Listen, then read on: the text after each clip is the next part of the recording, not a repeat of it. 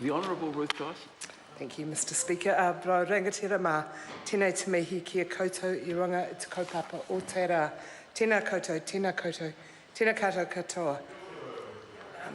Can I first of all say what a delight it will be for our Select Committee to have this piece of legislation. It's been a long time coming, but I can also say that it's been through a very good process. 2 big rounds of reviews, a lot of public debate about it, and so there should be. This is quite a fundamental change to the way that our fire services are organised. It extends their powers.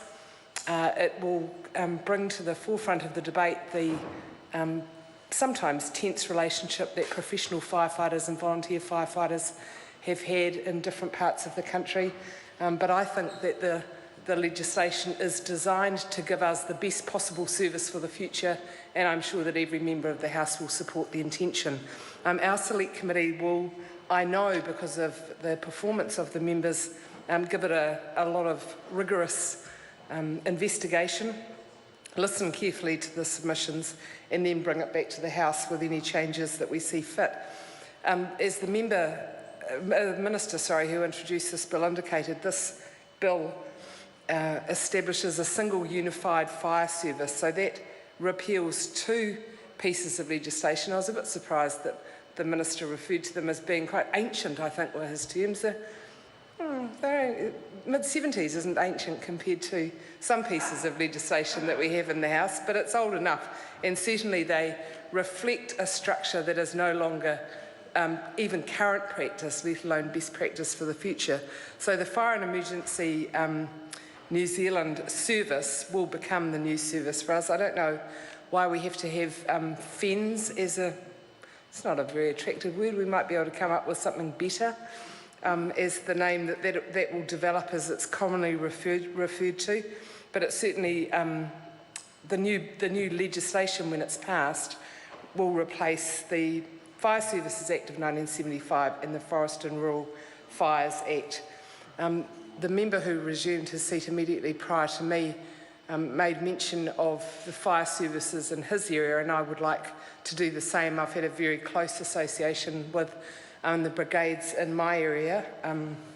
The 2 volunteer brigades that are currently in my electorate are Littleton and Sumner, both extraordinarily competent leaders in our community as brigades.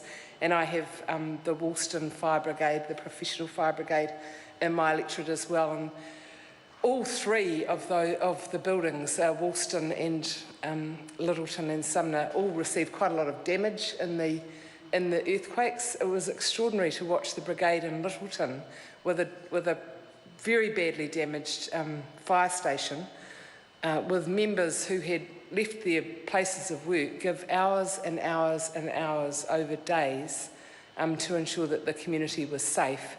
And as was written in a book that I'd recommend to the Minister to read if he hasn't already, called The Brigade, a story about the Littleton Fire Brigade and the work they did post-February the 22nd, a number of those brigade members had not been able to contact their own family while they were giving of their skills and talents to support others. We recently had the news in Christchurch that the Sumner fire station, which actually survived a lot of the worst of the quakes somehow, I don't know how, in the last quake we had, got very badly damaged and is now going to be replaced. So that'll be a celebration for them once that's underway.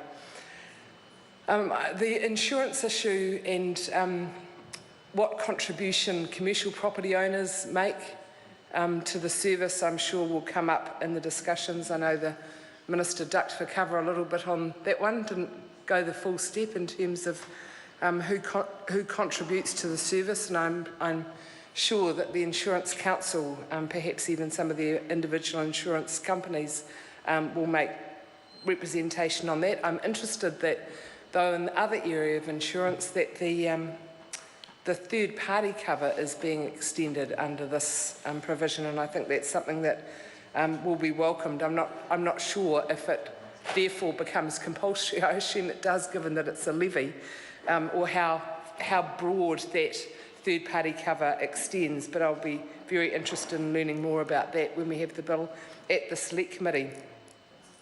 The future-proofing of the legislation is also something that I think should be commended, the fact that it is a requirement under this legislation to do, I think, 3 yearly reviews. That will mean that we won't end up in this situation again. We won't have to have, probably, huge and significant structural changes, but we'll be able to keep the legislation refreshed as the needs of our communities change and the ability of people to volunteer, or the reluctance potentially of employers to support their staff to volunteer. Those relationships might change, and I think the idea of future-proofing by that every 3-year review is a good one.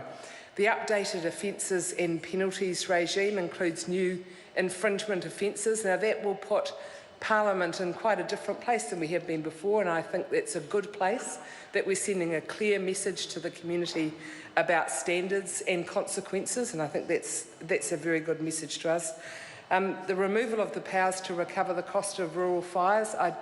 I listened to the Minister's introductory comments, but I didn't get any detail about that, but I'd be interested in the rationale behind removal of those powers.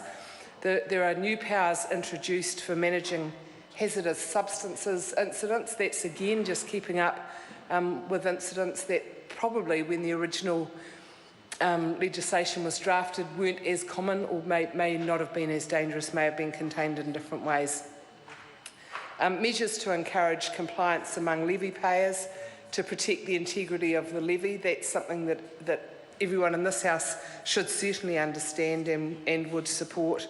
And new powers for firefighters to enter premises to investigate the cause of fires. Now, I'm not generally a supporter of giving intrusive powers to any other members of our society, so I'll be looking at that very carefully and saying, you know, will this have potential risk around it, and if so, what might we do to mitigate it? Of course, we want to support investigations as to causes of fires, and obviously prosecution if that's appropriate after that, but I'm nervous about granting intrusive powers to people without very good justification, and also make sure that there's a protective mechanism around such powers.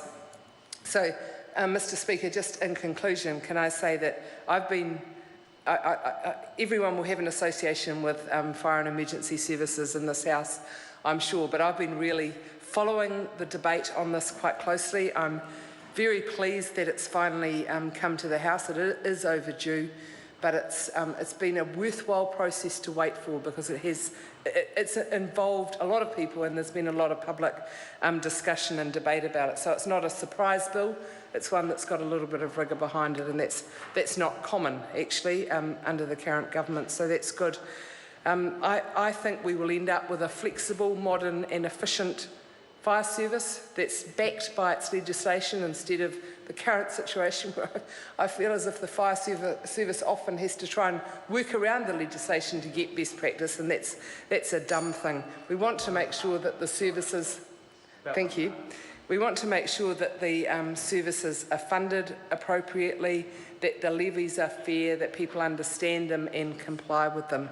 This gives us an opportunity to do that. It gives us an opportunity throughout the debate to recognise the amazing contribution that both our professional firefighters and our volunteer firefighters do for their communities. We'll be listening to their voices very carefully as the debate progresses. Mana whakawa. Te mana whakawa, tēnā koe. It's a pleasure.